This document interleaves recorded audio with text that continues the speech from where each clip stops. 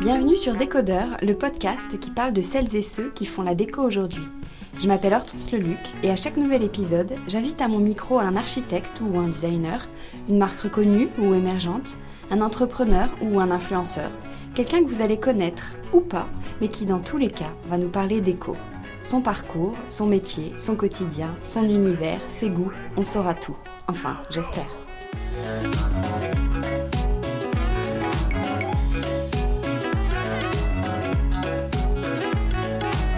Aujourd'hui, je reçois Cécile Roderer, la fondatrice de Smallable, ce concept store de référence dans l'univers de l'enfant, mais pas que, sinon nous ne serions pas là. Smallable, c'est donc de la mode pour bébés, enfants, ados et maintenant pour les femmes. Et de la déco pour eux, mais aussi pour nous. On y retrouve les plus belles marques, qu'elles soient iconiques, pointues ou tendances, mais aussi des coups de cœur ou des créateurs dénichés aux quatre coins du monde. Plus qu'un site en ligne, Smallable, c'est aussi un magazine, des inspirations, des conseils et 2 jolies boutiques à Paris. Cécile aime les nouveaux projets et tout ce qui est beau, ça tombe bien, nous aussi. Bonjour Cécile. Bonjour Hortense. Alors, question toute simple pour commencer, comment vous est venue l'idée de créer Smallable ? Est-ce que vous pouvez nous raconter l'histoire de la marque ? Alors l'histoire de la marque, déjà une envie depuis longtemps de créer ma boîte, donc ça me démangeait depuis quelques temps, puis je voulais d'abord faire un parcours et apprendre dans des entreprises. Et l'envie, si je crée ma boîte dans quelque chose de beau qui me parle, je suis une fan de produits, j'adore la mode, j'adore la déco, et j'étais assez fan des concept stores, des logiques d'univers dans les magasins où on voit vraiment l'œil et le parti pris de la personne. Donc voilà, je tournais autour de cette idée, et puis j'avais une trentaine d'années, pas mal dans mon entourage de copines qui commençaient à avoir leur premier enfant, et là en tant que jeune maman active, elles se disaient c'est une galère de faire 6 ou 7 boutiques pour habiller leurs enfants, trouver la déco, le mobilier pour la chambre, surtout avec des enfants en bas âge.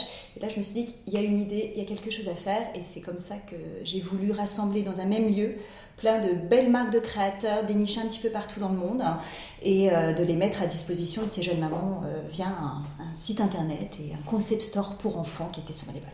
Mais d'accord, mais justement, vous venez de dire, je crois que vous n'aviez pas d'enfants à l'époque, du coup, comment vous avez fait pour savoir ce qui était attendu par les parents ?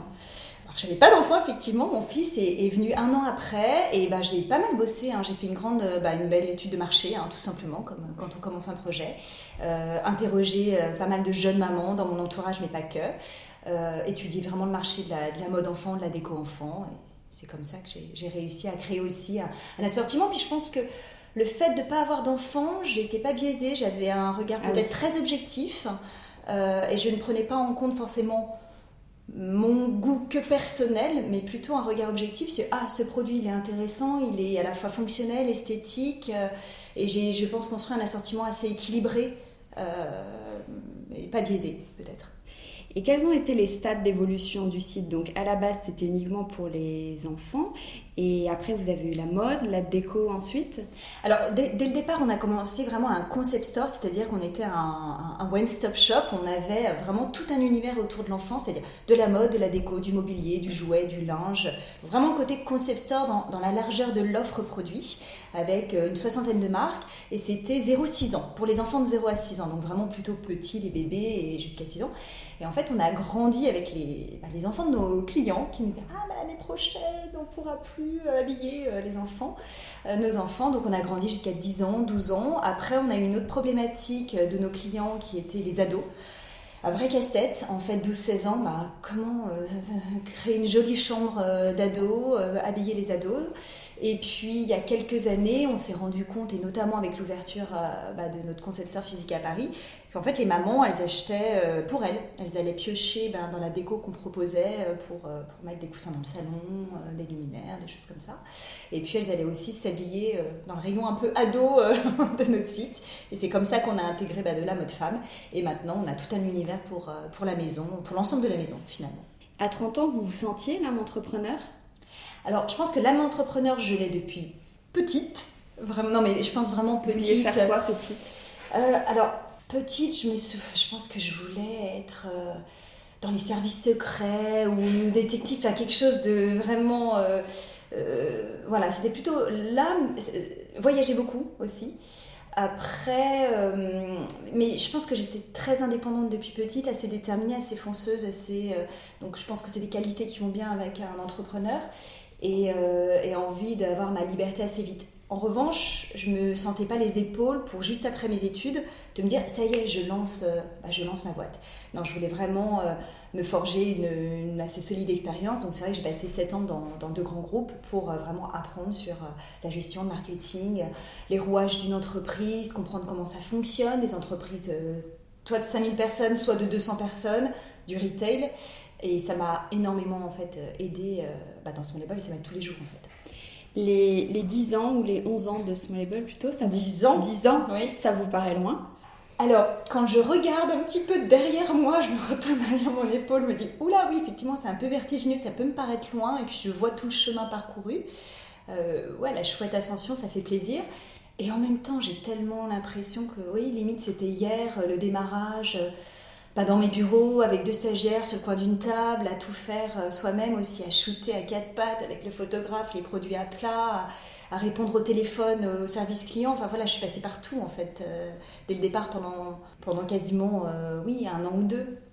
Est-ce que vous vous attendiez à un tel succès et que le projet prenne une telle ampleur? Est-ce qu'il y avait beaucoup d'ambition dès le début? Alors oui, il y avait de l'ambition, parce que je pense que j'ai de l'ambition pour cette boîte et je voulais la mener assez loin. J'avais un rêve, effectivement, au fond de moi, c'est d'avoir un concept store avec une visibilité quand même assez mondiale et de proposer à toutes les jeunes parents un peu aux 4 coins du monde, qu'ils soient en Australie, aux États-Unis, au Japon, voilà, c'est ces créateurs-là qu'on proposait chez Smallable. Donc oui, j'avais quand même une ambition. Après, de là à imaginer, il y a donc 11 ans, quand j'ai commencé à bosser sur le projet, que ça arrive aujourd'hui à cette taille avec plus de 60 salariés, je ne le concrétisais pas comme ça forcément. Sur le site, vous avez environ 800 marques. Alors, qui les trouve? Comment on les trouve? Comment on trouve des pépites? Quels sont vos critères de sélection? Alors ça, c'est la partie quand même la plus sympa du job, c'est de justement construire cet assortiment. C'est faire un mix entre voilà, des iconiques, des emblématiques et justement ces jeunes designers, ces petits créateurs qui sont parfois confidentiels. Ils peuvent être connus dans leur pays mais plus confidentiels par exemple en France ou en Europe. Et puis des jeunes marques débutantes qui sont assez prometteurs. Les critères de sélection, c'est... Il faut que ça nous plaise, il faut qu'on adhère à l'histoire, à la marque. C'est une rencontre en fait avant tout aussi avec des créateurs, avec des designers, avec une histoire, avec un univers aussi. Voilà, l'univers en termes d'image. Il faut que le produit nous plaise en termes de qualité, de façon de fabriquer aussi. On est hyper sensible à ça depuis le début. Et puis il faut qu'on y trouve un intérêt pour notre client. Donc c'est ça, il faut que ce soit esthétique, belle qualité, belle fabrication, qu'il y ait une histoire à raconter, parce qu'on parle vraiment de nos créateurs, on les interviewe, on montre vraiment ce qui se passe derrière, quelle est leur philosophie, donc il faut qu'on relaie ça à nos clients, et après qu'on trouve un intérêt, on dit ça peut plaire à nos clients, ça peut vraiment apporter quelque chose. Mais comment dénicher des produits qu'on ne trouve pas partout? Comment vous faites? Eh bien, c'est l'œil, avoir l'œil, hein, c'est tout de suite pouf, de se dire ah ça c'est intéressant. Après c'est avoir l'œil, évidemment. On fait des salons professionnels, on fait des salons comme Maison Objet, bien sûr, mais c'est aussi dans un salon comme Maison Objet où c'est juste immense, de justement dénicher parmi tout ça, de se dire ah, ça c'est intéressant. Et puis après, c'est sorti de ce contexte de salon, de le mettre dans notre offre, où là parfois ça peut être complètement vu différemment. Et puis après, il y a les salons, certes c'est important, mais après c'est surtout beaucoup, on regarde sur Internet, sur Instagram, sur Pinterest, dans les magazines, dans la rue, quand je voyage, je m'inspire en fait beaucoup, et puis je trouve, et puis du coup je prends des photos, je note, et on contacte.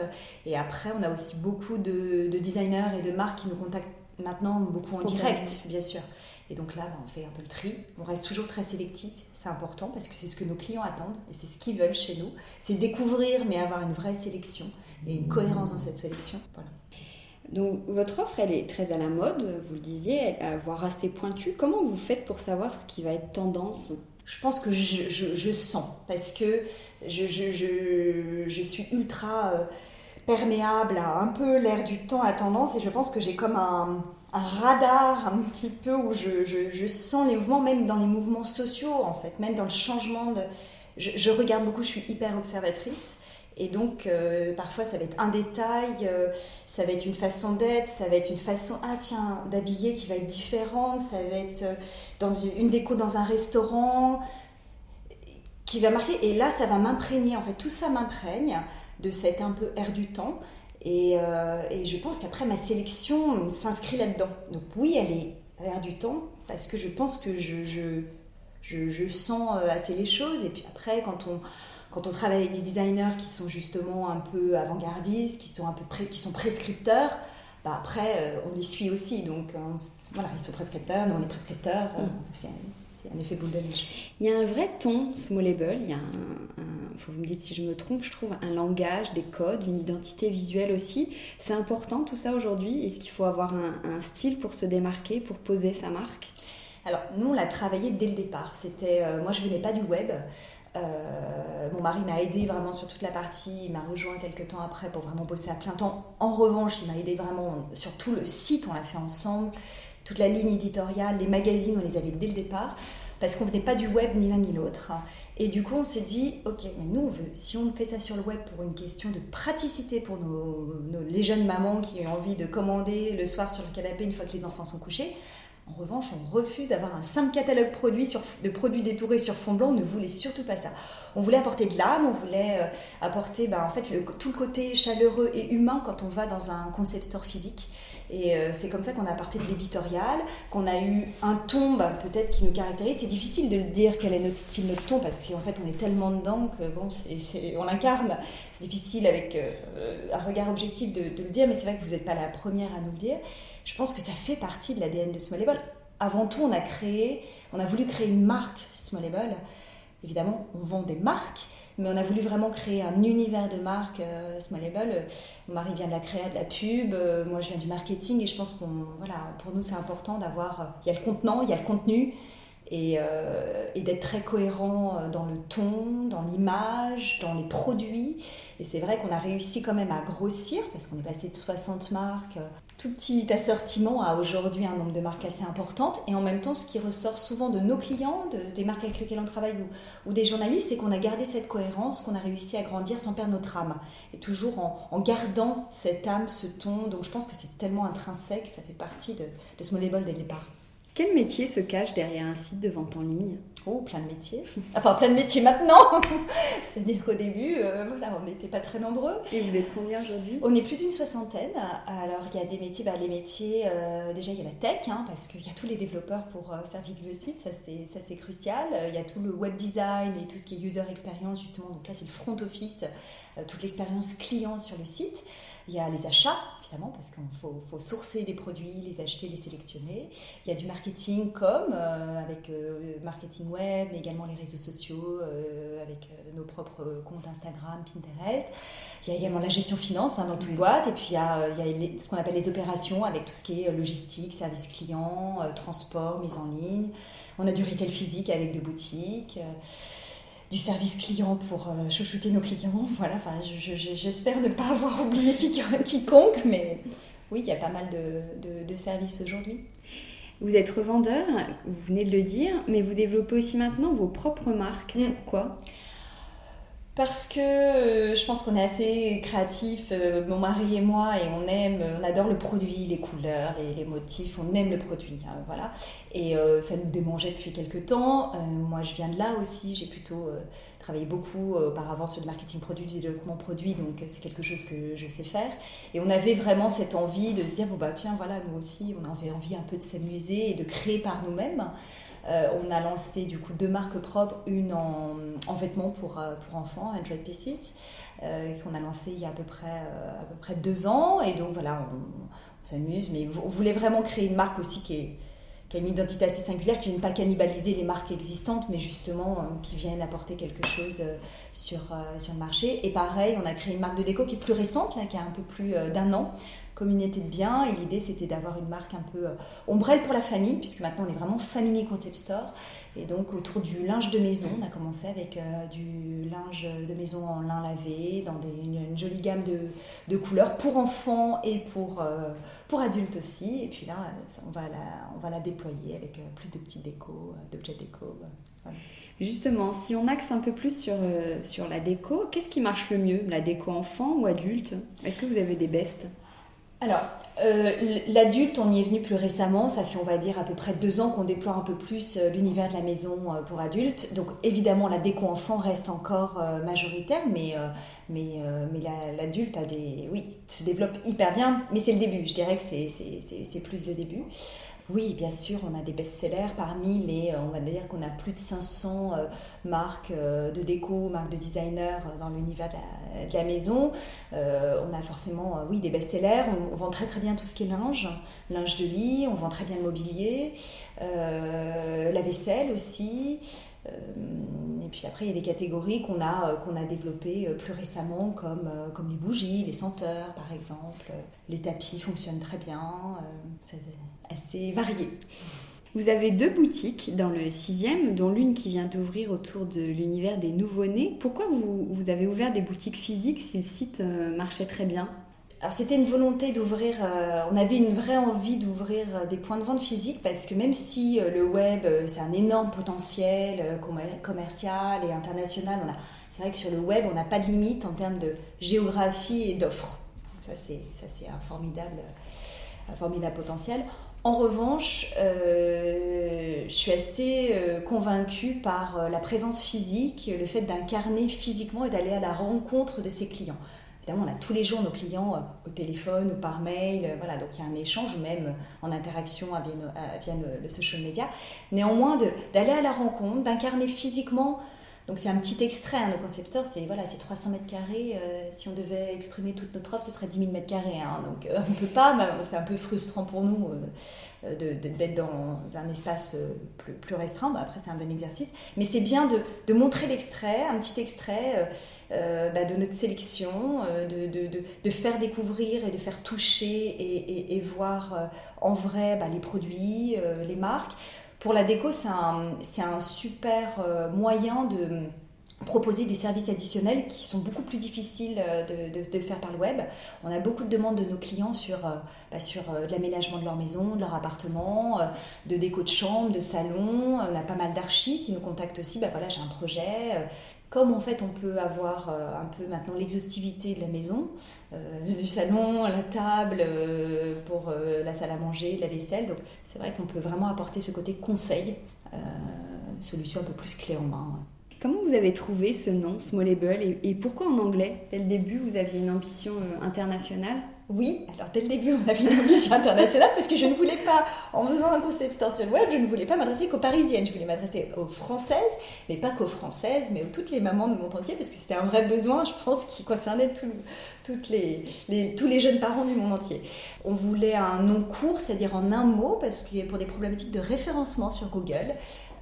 Et donc un néologisme, parce qu'en fait Google, c'est mieux si effectivement on tombe sur un néologisme. C'est vrai que quand on regarde pas mal de géants du e-commerce, ils ont à chaque fois créé plutôt un néologisme plutôt que de s'appeler la petite galerie de déco par exemple, où là par contre c'est beaucoup plus difficile de remonter.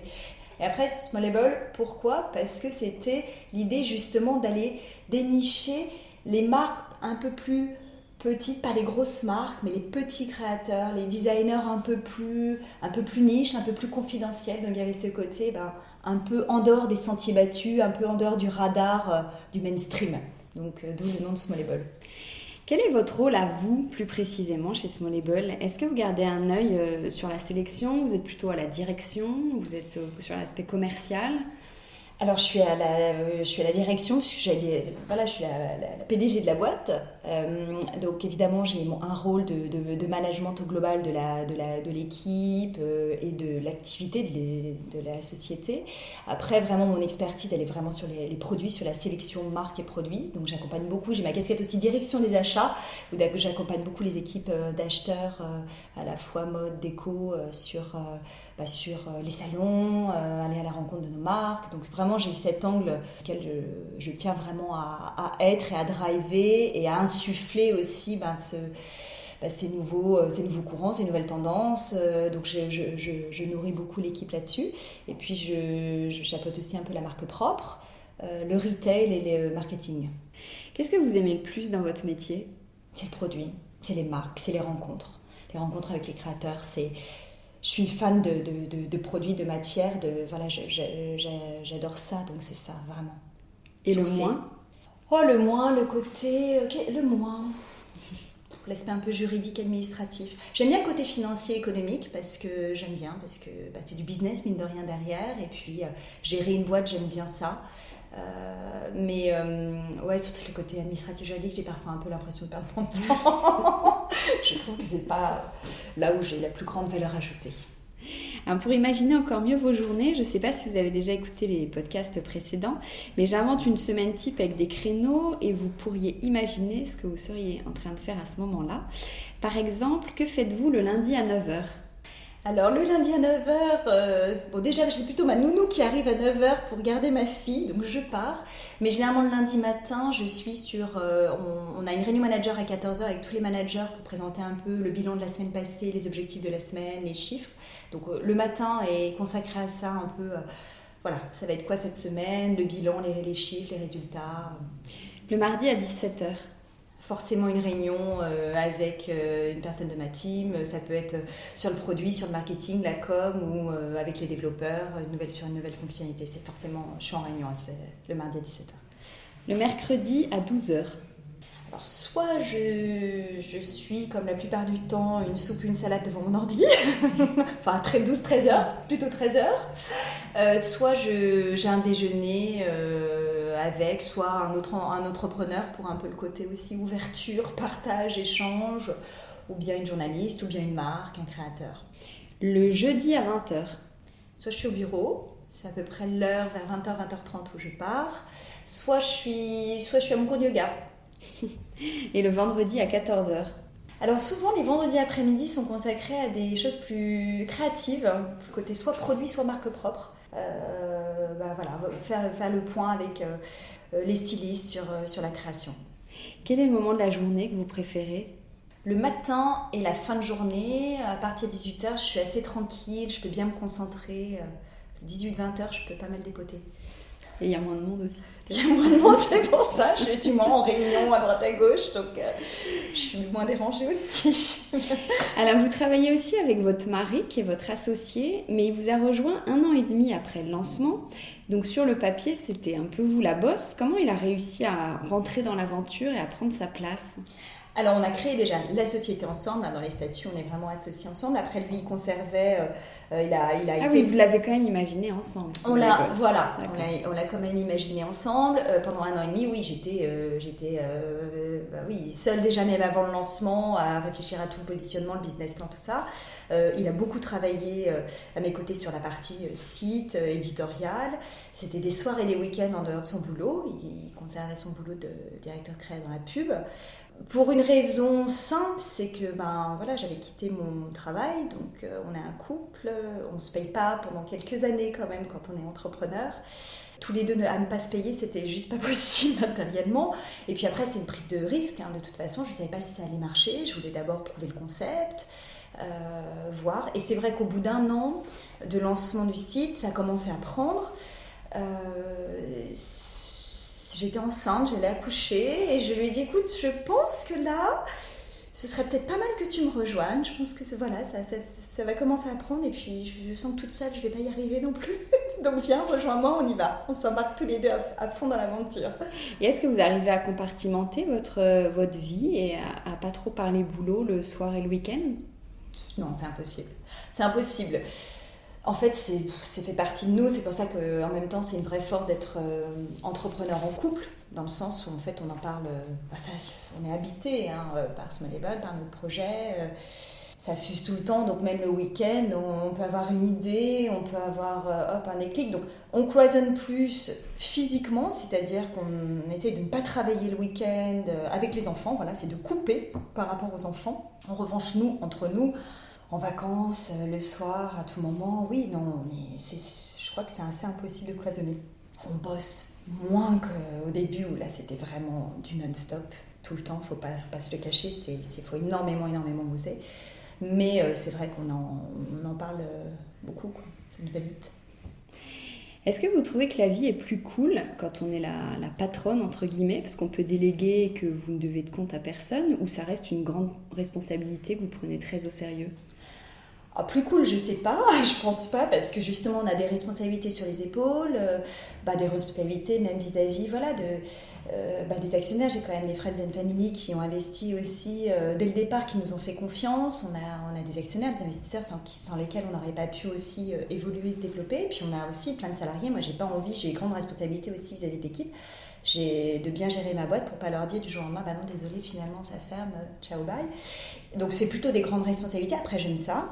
C'est pas le fait d'être à la tête de sa boîte. Pour moi, j'aime cette liberté, j'aime cette indépendance et j'aime prendre ces décisions. C'est ce qui pouvait me frustrer en étant salariée. J'apprenais, mais en même temps pas décider. Donc avec les hauts et les bas, on est seul face, pas seul. On gère pas tout seul la boîte. C'est un travail collectif, mais c'est vrai qu'il y a des moments où cette responsabilité, on la porte assez seule. Justement, le 8 mars, pour la journée de la femme, vous avez fait un post Instagram où vous disiez notamment qu'il y a seulement 2% de femmes qui occupent des postes de CEO. Comment vous vous sentez à ce poste ? Donc vous venez de dire, vous vous sentez quand même une âme de manager, mais vous l'avez appris avec les années. Vous êtes à l'aise dans ce rôle ? J'ai beaucoup appris, j'ai appris sur le terrain. Je pense que autant je peux avoir l'âme d'entrepreneur, de développeur, de propulseur, un peu. Autant l'âme de manager, ça s'apprend en fait. Le management, ça s'apprend. Puis c'est une interaction, donc ça s'apprend avec les équipes, avec l'humain, avec les personnes avec qui on est en interaction. Évidemment, je suis beaucoup plus à l'aise, sereine, et j'aime de plus en plus ça. Après, je pense que j'ai cette facilité parce que je suis beaucoup dans l'échange et la communication, et j'aime ça. Donc il faut déjà aimer manager les gens. Aimer le contact humain, il y a des gens qui n'aiment pas en fait ça, donc ça j'aime. Après je me perfectionne tout le temps et j'apprends tout le temps et c'est important. Et est-ce que dans la vie privée vous êtes aussi quelqu'un comme ça de décisionnaire, un peu chef de tribu, ou vous sentez que vous avez deux personnalités qui s'adaptent à chaque fois au contexte ? Non, je crois que je n'ai pas deux personnalités, je ne suis pas du tout Dr Jekyll Mr Hyde. Je suis assez déterminée aussi dans la vie personnelle. Non, je pense que je suis très fidèle, comme je suis dans la vie perso ou la vie boulot professionnelle. Je suis assez fidèle à moi-même. De toute façon, je suis assez quelqu'un d'entière, donc on lit assez bien. Non, je suis comme ça. J'aime plutôt décider. Après, je lâche un petit peu plus, c'est-à-dire qu'effectivement, quand par exemple on part en vacances avec des amis, je suis pas forcément j'aime pas le côté régimenté ou quoi que ce soit. Je suis plutôt assez participative, collaborative, mais j'impose pas trop. Après, j'aime bien quand même driver, décider, gérer, organiser. J'aime bien organiser, même dans le frigo, organiser.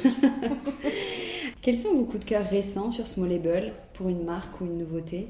Alors, coup de cœur, il y en a pas mal. C'est toujours difficile de dire... parce qu'on rentre plein de jolies choses tout le temps et quand même tellement. Non, j'ai un vrai coup de cœur pour une marque allemande qui fabrique, dans l'univers de l'enfant, Bernbach Handcrafted, qui fabrique toute une gamme de lits et berceaux en rotin naturel, des fabrications japonaises, indonésiennes, mais vraiment dans un côté très naturel, très green, et avec des lignes et un design assez unique que j'ai jamais vu en fait. Il y a le côté, ça fait pas vintage dans le rotin vintage, c'est très moderne, et j'ai trouvé ça très nouveau et très beau, et très belle fabrication, très beau produit. Quel est votre style déco à vous, personnellement ? Qu'est-ce que vous aimez ? Alors mon style déco, moi j'ai besoin déjà dans mon appartement d'avoir de l'espace et de la lumière et des coloris finalement assez neutres pour apaiser mon œil, mon esprit. Alors que dans la mode je suis plus colorée, mais dans la déco je vais apporter des touches de couleur, mais j'ai besoin plutôt donc c'est assez blanc, bois, noir quand même, beaucoup chez moi, avec des petites touches de déco, comme de couleurs. J'aime les lignes assez pures. J'ai un vrai mélange de style, de contemporain et de vintage. J'ai beaucoup de vintage en fait. On aime bien chiner. Donc c'est vraiment un vrai mix de contemporain et de vintage, parce que j'aime aussi voilà, le mobilier qui a vécu, surtout en mobilier vintage, un peu même en déco aussi. J'aime ce qui a vécu, qui a une histoire, qui a une âme en quelque sorte. Et j'aime les belles pièces de designer, plutôt années 50, années 60, un petit peu de 70. Est-ce qu'il y a une figure ou un courant du design que vous aimez ? Assez 50, assez 60. J'aime bien, oui, les lignes les lignes années 50. Je suis assez fan des pierres, les pierres Paulin, les pierres Jeanneret, les pierres... ouais, les pierres Garish, c'est marrant. C'est pas parce que mon mari s'appelle Pierre. Hein. Rien à voir. Rien à voir. Quel est votre dernier achat déco ? Pas forcément chez Smallable, bien sûr. Alors, dernier achat déco, c'est une réédition d'un fauteuil édité par Gubi, de Pierre Paulin justement, mais réédition chez Gubi, d'un Pacha Lounge, un fauteuil tout rond, blanc un peu immaculé avec un joli tissu reliefé, assez bas, hyper confortable, sur lequel ma fille adore être. Vous changez souvent votre déco ? Pas si souvent que ça, je change beaucoup par le linge de lit, par les coussins, par de la vaisselle, des vases, mais en fait la déco de toute façon ça se fait un peu au fur et à mesure, donc je me précipite pas quand j'arrive dans un appart, je suis pas d'un coup en 3 mois c'est fait, j'aime bien prendre le temps de dénicher, de chaîner, de constituer, voilà, au fur et à mesure et de rajouter des pièces, d'en enlever, voilà. Donc le gros reste. Et après, j'apporte de la petite déco par saison, selon mes envies. Et voilà. Est-ce qu'une jolie déco est compatible avec de jeunes enfants ? Vous parliez de votre fille tout à l'heure. Bien sûr que c'est compatible, hein, complètement. Et chez Smallable, on a fait venir de la jolie déco et du mobilier et des beaux jouets qui sont à la fois hyper ludiques, pédagogiques, créatifs, mais qu'on peut laisser traîner dans le salon, dans la salle à manger, dans la chambre. Et c'est hyper compatible, enfin, je le fais au quotidien. J'avais pas la chance d'avoir toute cette offre-là, toutes ces belles choses pour mon fils. Donc c'était un peu plus le casse-tête. Et là aujourd'hui, si j'avais eu mon fils maintenant, je m'éclaterais encore plus. Donc je m'éclate pour ma fille. Mais oui, c'est complètement compatible. Et il faut pas tomber dans le travers. Ah bah non, il faut du pur fonctionnel et du coup pas très joli ou moche. Non, maintenant aujourd'hui, il y a des belles choses qui sont et fonctionnelles et très esthétiques et pas forcément des couleurs criardes. Quelle est la pièce que vous préférez chez vous ? Est-ce qu'il y a un endroit qui vous ressemble particulièrement ou dans lequel vous vous sentez vraiment bien ? Alors c'est la cuisine, on est hyper contents cette fois-ci parce qu'on a une grande cuisine dînatoire et c'est vraiment la pièce centrale. En plus c'est vraiment ce qui fait communiquer entre les chambres d'enfants et le salon et notre chambre. Donc c'est vraiment la pièce centrale qui est très ouverte. On a un appartement traversant donc elle est ultra lumineuse. C'est la pièce où on se retrouve et mon mari cuisine beaucoup, donc voilà, il y a les enfants qui sont en train de faire mon fils qui fait ses devoirs, ma fille, on peut lire un livre et de se retrouver dans cette cuisine. En plus elle donne aussi sur une petite cour qui est très arborée, où on voit le ciel qui est assez ensoleillé, donc ouais, c'est vraiment cette pièce là. On va terminer avec les questions à What Mill que vous connaissez. Question à 19 €. Alors, le prix d'une affiche Mathilde Cabanas sur les règles de la maison chez Smallable. La règle numéro 3, c'est ranger ses chaussures et son manteau en arrivant. Donc ça me fait penser, quand on a un bébé et qu'on fait un dîner, certains parents demandent aux invités de se déchausser. Vous trouvez ça normal ou grotesque ? J'adore le côté japonais, je trouve que c'est hyper hygiénique effectivement, à la japonaise, d'enlever ses chaussures et d'être en chaussettes aux pieds nus.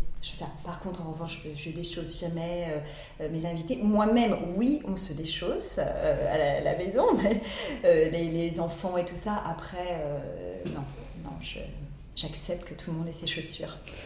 Question à 29 €, le prix d'un bonnet en cachemire Émile et Ida sur Smallable. Là, il fait de nouveau un peu froid à Paris. Vous êtes plutôt team bonnet ou cagoule pour les enfants ?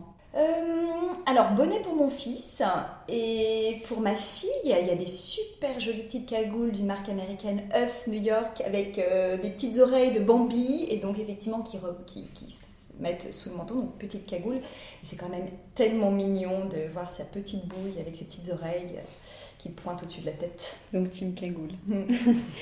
Et question à 39 €, le prix d'un sac à dos rive droite chez Smallable. C'est assez tendance, mais il y a quand même débat pour ou contre le sac à dos pour une femme. C'est assez tendance, comme la banane en travers aussi. Personnellement, je suis pas fan. Personnellement, voilà. Moi, je ne porterai pas de sac à dos. Je l'aime beaucoup sur les hommes, sur mon fils, les enfants, sans problème. Moi, j'accroche pas. Non. Merci beaucoup, Cécile. Merci beaucoup, Hortense. Décodeur, c'est terminé pour aujourd'hui. Merci pour votre écoute. J'espère que cet épisode vous a plu. N'hésitez pas à vous abonner à ce podcast, à laisser un commentaire sur iTunes ou sur la plateforme que vous utilisez, à suivre Décodeur sur Instagram, bref, à me faire des retours et surtout à en parler autour de vous. Merci et à la semaine prochaine.